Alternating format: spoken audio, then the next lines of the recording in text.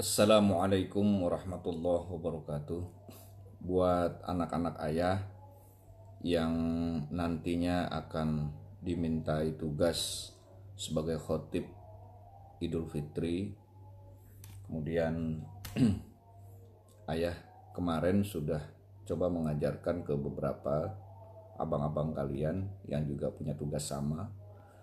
Maka pada streaming kali ini ayah akan sampaikan kepada kalian tentang rukun-rukun khutbah Idul Fitri. Langsung Allahu Akbar, Allahu Akbar, Allahu Akbar, Allahu Akbar, Allahu Akbar, Allahu Akbar, Allahu Akbar, Allahu Akbar, Allahu Akbar, Allahu Akbar kabira, walhamdulillahi katsira, wa subhanallahi bukratan wa asila, la ilaha illallah wallahu akbar, Allahu akbar, walillahil hamd. Itu rukun yang pertama.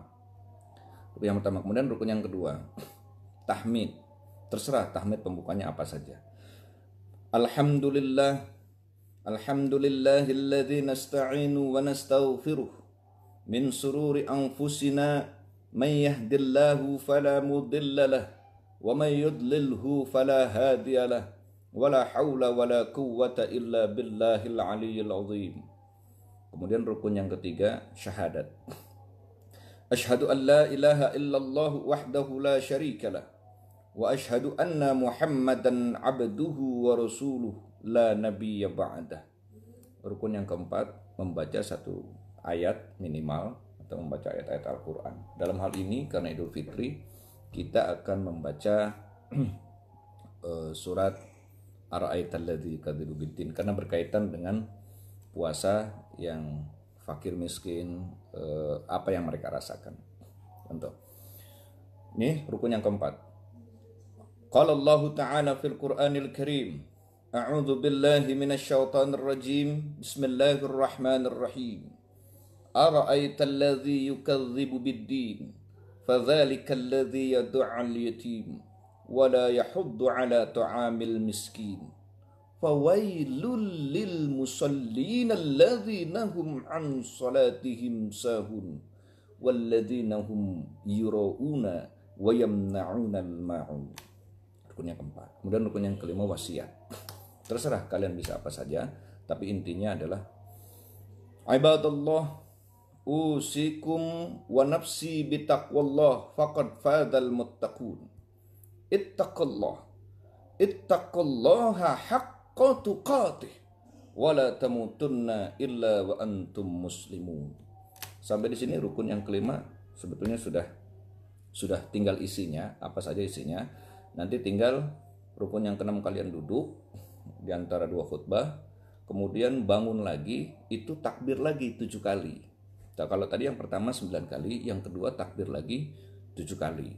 Sama seperti tadi, Allahu Akbar, Allahu Akbar, Allahu Akbar, lagi Allahu Akbar, Allahu Akbar, Allahu Akbar, Allahu Akbar kabira walhamdulillahi katsira subhanallah sampai selesai. Kemudian tahmid lagi alhamdulillah, kemudian asyhadu an la ilaha illallah, kemudian ayat.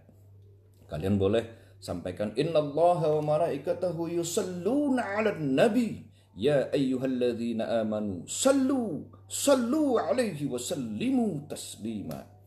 Baru kemudian boleh diisi lagi dengan khutbah yang lainnya. Oke, kemudian sekarang kita akan bicara tentang materi pada khutbah pertama. Ini salah satu contohnya. Jadi yang kita angkat mengenai Ramadan yang akan pergi meninggalkan kita. Contohnya begini. Ma'asyiral muslimin wa muslimat li Idul Fitri rahimakumullah.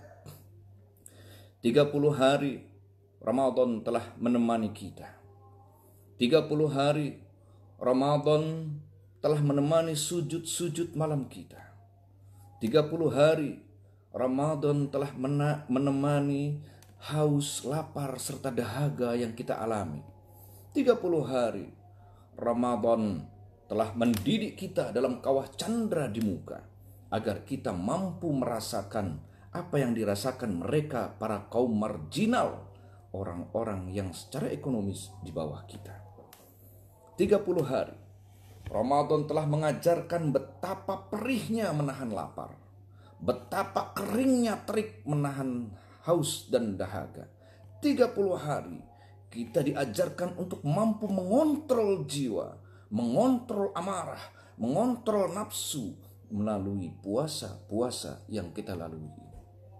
Namun pada hari ini, ketika malam beranjak pergi, ketika matahari mulai terbit, ketika berbondong-bondong manusia datang ke tengah lapangan atau ke dalam masjid ini, ketika alunan suara takbir berkumandang, seiring petasan menggema bersautan, perlahan-lahan Ramadan beranjak pergi meninggalkan kita. Dengan derai air mata kita lepas kepergian Ramadan, karena Ramadan telah menganggap kita manusia-manusia yang telah berhasil berpuasa 30 hari, berhasil menjadi manusia-manusia bertakwa. Hingga pagi hari ini kita mengenakan baju yang baru, baju yang bersih, baju yang suci dari noda dan kotoran. Diharapkan baju ini melambangkan kesucian jiwa kita. Baju yang baru dan mewah serta bersih ini melambangkan kesucian jiwa kita karena telah berpuasa 30 hari kemarin. Tapi benarkah bahwa jiwa kita telah suci dan bersih sebagaimana baju yang kita kenakan saat ini? Sementara di luar sana, mereka para fakir miskin masih saja mereka merintih menahan lapar dan tenggorokan mereka tersekat menahan haus dan dahaga. Mereka lapar, mereka menangis karena haus, bukan karena mereka sedang berpuasa, tapi karena mereka tidak mendapatkan sesuatu yang masuk ke dalam mulut mereka. Sementara kita, lapar kita, haus kita, karena memang ini perintah Allah untuk berpuasa. Kita tahu bagaimana penderitaan mereka para fakir dan miskin. Kita tahu bagaimana kesengsaraan mereka orang-orang yang ada di pinggir jalan. Kita lihat setiap hari. Kita saksikan bagaimana mereka nestapa, tapi kita diam 1000 bahasa. Sungguh, yang fakir bukan mereka, yang miskin bukan mereka, tapi yang fakir adalah kita, yang miskin adalah kita. Fakir hati, miskin nurani. Jadi yang disampaikan itu dulu, kepergian Ramadan itu, kemudian tentang eksistensi jiwa kita pada pagi hari ini. Baru setelah itu antum boleh sampaikan tentang hadis Rasulullah yang cerita begini dulu. Suatu ketika, ini setelah antum isi dengan yang lainnya ya, tapi artinya yang pertama antum sudah bisa isi dengan kalimat yang tadi. Kemudian setelah antum selesai membahas tentang ketakwaan di bulan Ramadan, tentang kesungguhan benarkah kita telah dibersihkan oleh Allah dari dosa dan noda, boleh antum masukkan cerita tentang hadis Rasulullah. Suatu ketika Rasulullah Shallallahu Alaihi Wasallam usai sholat Idul Fitri, beliau duduk di teras masjid bersama para sahabat. Namun kemudian tiba-tiba Rasulullah mengangkat tangan sambil mengucapkan kata amin, amin, amin 3 kali dengan derayan air mata dan bibir yang bergetar. Sahabat bertanya, "Ya Rasul, mengapa tiba-tiba engkau mengucapkan kata amin 3 kali sambil menangis?" Rasulullah kemudian menjawab, "Wahai sahabatku, sungguh tadi Jibril datang kepadaku, meminta aku untuk mengaminkan doanya." Doa Jibril yang pertama, "Ya Allah, jangan pernah kau terima ibadah puasanya anak yang durhaka kepada kedua orang tuanya." Berderai air mata Rasulullah, bergetar bibir Rasulullah sambil mengatakan, "Amin." Hadirin hadirat ma'asyiral muslimin li Idul Fitri rahimakumullah. Bukankah Rasulullah sallallahu alaihi wasallam pernah bersabda, "Ridallahu fi ridal walidain wa suqtallahi fi suqtil walidain." Ridhonya Allah terletak pada ridha orang tua, murkanya Allah terletak pada murka orang tua. Bukankah 30 hari kita berpuasa menahan lapar dan dahaga karena kita mengharapkan ridha dari Allah Ta'ala? Bukankah setiap terawih kita, sujud kita di malam hari berharap ridha dari Allah Subhanahu wa Ta'ala? Bukankah ibadah-ibadah yang selama ini kita mengharapkan ridho dari Allah Subhanahu wa ta'ala? Namun Allah tidak akan ridho kepada kita selama orang tua yang telah mengandung dan melahirkan kita belum ridho kepada kita. Lalu apa gunanya ibadah-ibadah yang selama ini kita lakukan? Terik panas, dahaga, lapar, merintih kita, apa gunanya kalau memang orang tua belum ridho kepada kita? Hadirin hadirat ma'asyiral muslimin wa muslimat li'idil fitri rahimakumullah. Selama ini kita sering ziarah ke makam-makam wali. Dari wali satu ke wali yang lainnya. Sebegitu jauhnya kita hampiri mereka. Seandainya seluruh wali-wali yang kita hampiri, kita ziarahi, mereka ridho kepada kita, belum tentu membuat Allah ridho kepada kita. Namun ketika orang tua sudah ridho kepada kita, ini sudah menjadi kepastian hukum lillah bahwa Allah akan ridho kepada kita. Barangkali ini yang dimaksud oleh hadis Rasulullah, ridallahu fi ridal walidain wa sukhtallahi fi sukhtil walidain. Nah, terus antum bisa nambahin materi-materi itu tentang bagaimana orang tua, jadi apa yang harus dilakukan kita saat ini kepada orang tua, bagaimana orang tua yang masih hidup, bagaimana orang tua yang sudah wafat harus apa, apakah kita harus mementingkan orang lain sebelum orang tua kita dulu, apakah kita akan mendahulukan kepentingan kita sebelum orang tua. Ini bisa antum sampaikan itu ya. Kemudian dari hadis itu yang kedua, Jibril berdoa, ya Allah, jangan pernah kau terima ibadah puasanya istri yang durhaka kepada suaminya. Berderai lagi air mata Rasulullah, bergetar lagi bibir beliau, dan beliau menyatakan amin. Ma'asyiral muslimin wa muslimat li'idil fitri rahimakumullah. Begitu pula Rasulullah SAW bersabda untuk para istri, ridallahu fi ridha jauzatiha wa sukhtallahi fi sukhti jauzatiha. Ridhanya Allah buat seorang istri terletak pada ridho suaminya. Murkanya Allah pada seorang istri terletak jika suami murka kepadanya. Ibu-ibu hadirat yang berbahagia, bukankah 30 hari kita telah melaksanakan ibadah dengan sungguh-sungguh berharap ridho dari Allah? Bagaimana mungkin Allah akan ridho kepada istri jika suaminya saja belum ridho kepadanya? Kendati demikian, apa yang membuat istri kemudian tidak membuat suaminya ridho? Apa yang membuat suami murka kepada istrinya? Apakah kemudian kita hanya mampu menyalahkan seorang istri yang durhaka kepada suami? Kalla summa kalla. Al-mar'atu kal mir'ah. Istri adalah cermin dari diri kita. Bahkan Allah Subhanahu wa taala berfirman, nisa'ukum harsul lakum fa'tu harsakum anna syi'tum. Istrimu adalah ladang bagimu, maka cangkullah ladang sesuka hatimu. Ladang adalah tempat bercocok tanam. Jika kita tanam singkong, tumbuh singkong. Kita tanam jagung, tumbuh jagung. Kita tanam apapun, maka akan tumbuh apa yang kita tanam itu. Begitu pula Allah bagaikan istri kita seperti ladang. Kalau kita tanamkan dusta, maka akan muncul istri pendusta. Kita tanamkan kesalehan, maka akan muncul istri yang saleh. Durjananya istri, melawannya istri, tidak semata-mata mutlak karena kesalahan istri. Barangkali ada kontribusi kita sebagai suami yang mendidik istri-istri sehingga istri bersikap kurang baik kepada suaminya. Maka alangkah lebih baiknya dan tidak ada salahnya di hari yang fitri ini seorang suami lebih dahulu datang kepada istrinya untuk meminta maaf. Barangkali ada selama ini dedikasi, bimbingan-bimbingan yang salah kepada istrinya. Suami meminta maaf dahulu kepada istrinya sehingga kemudian istrinya dengan legowo meminta maaf kepada suaminya dan akhirnya suami ridha kepada istrinya.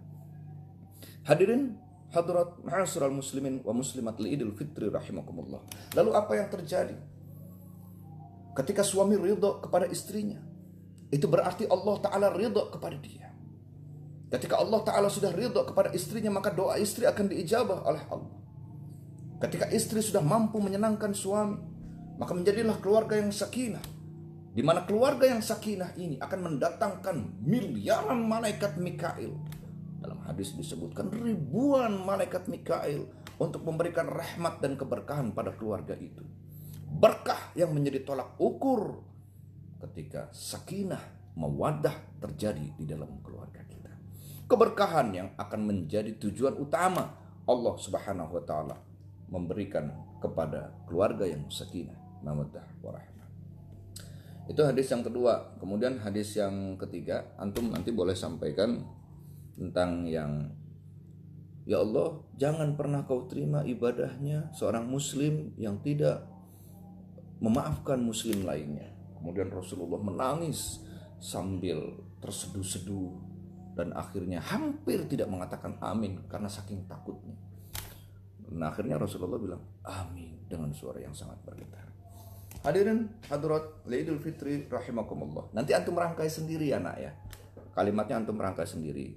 Ini Arbi, buat Arbi, tolong nanti diputar ulang itu isi-isinya, kemudian tutorial-tutorialnya, cara-caranya antum bisa di-download. Ini kan bisa nih download untuk video Facebook. Tadinya ayah mau kirim lewat WhatsApp, cuman karena nggak cukup. Jadi antum download ulang lagi aja. Gitu.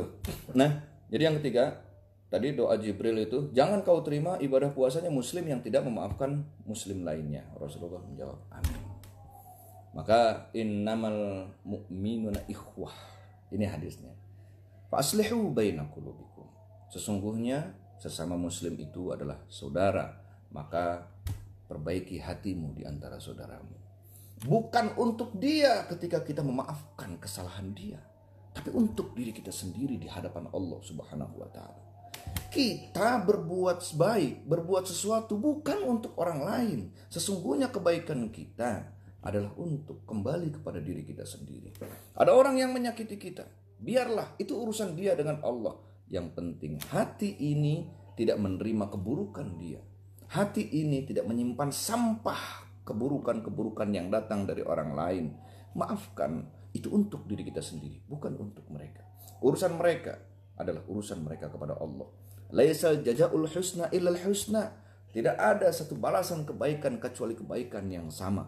Bahkan man jaa'a bil hasanati falahu asyru amsalihha. Siapa yang berbuat baik, Allah limpahkan 10 kebaikan minimal.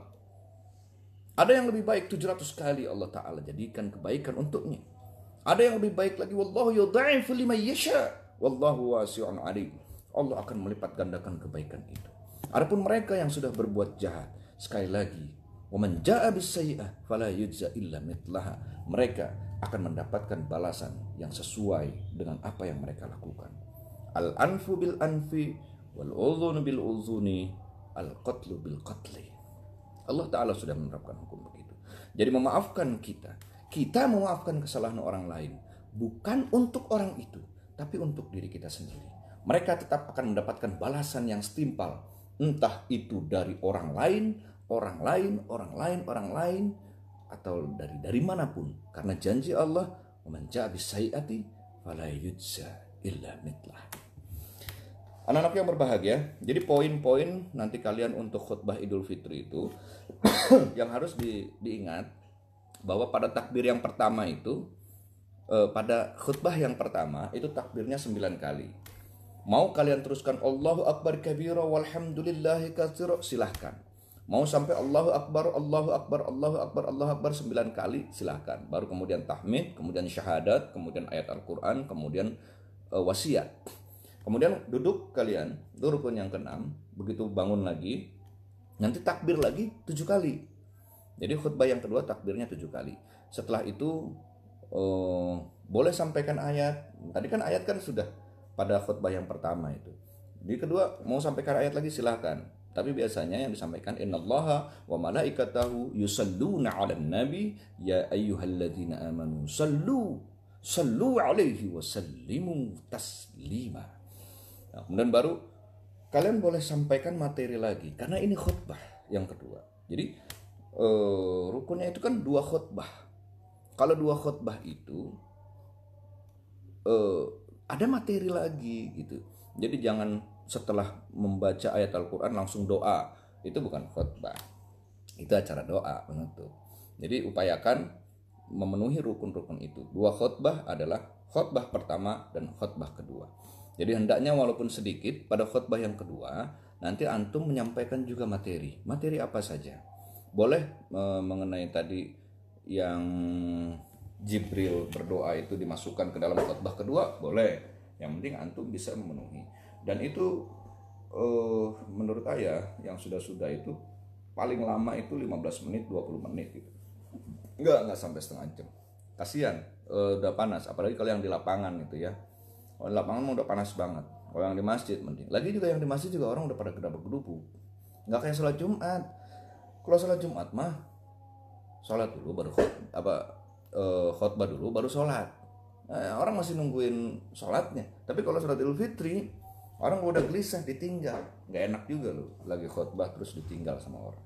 Jadi nggak usah terlalu lama, cukup maksimal 20 menit gitu ya. Nanti kalian bisa tutup dengan doa, dan doanya setelah rukunnya, kan rukun doanya itu Allahumma ighfir lil muslimina wal muslimat wal mu'minina wal mu'minat al ahya'i minhum wal amwat. Itu boleh kalian masukkan ke dalam doa yang lain. Misalkan dengan bahasa Indonesia setelah itu, Allahumma ij'al ma asya'u muwafiqan lima tasya kay la yassira ma asya'u mukhalifan lima tasya faman ana hatta asya khilafallahu yasha walau jahadal abdu wa sya khilafallahu yasha faltuf bina bima tasya wa ma tasyauna illa ayyasha Allah rabbul alamin.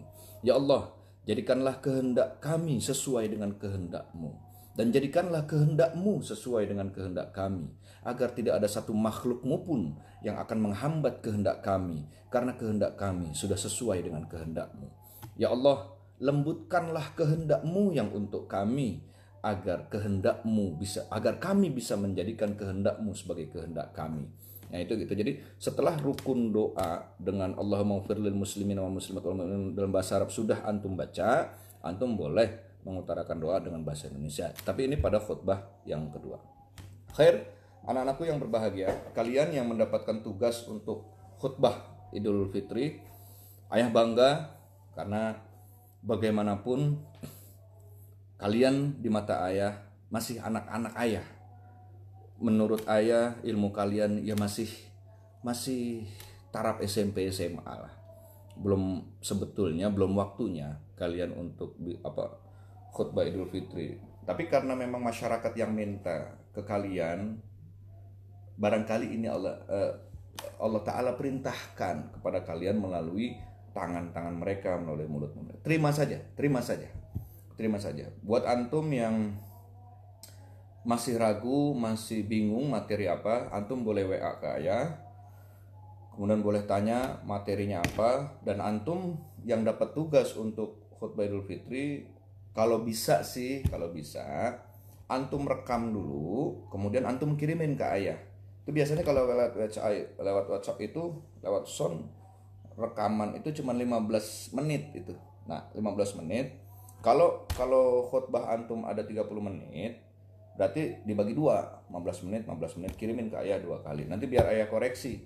Kalau menurut ayah sudah layak, bagus, boleh nih. Kalau mana yang dikoreksi nanti ayah split, ayah balikin dengan intonasi lagi, dengan mestinya nih kalimat ini intonasinya begini dan lain sebagainya.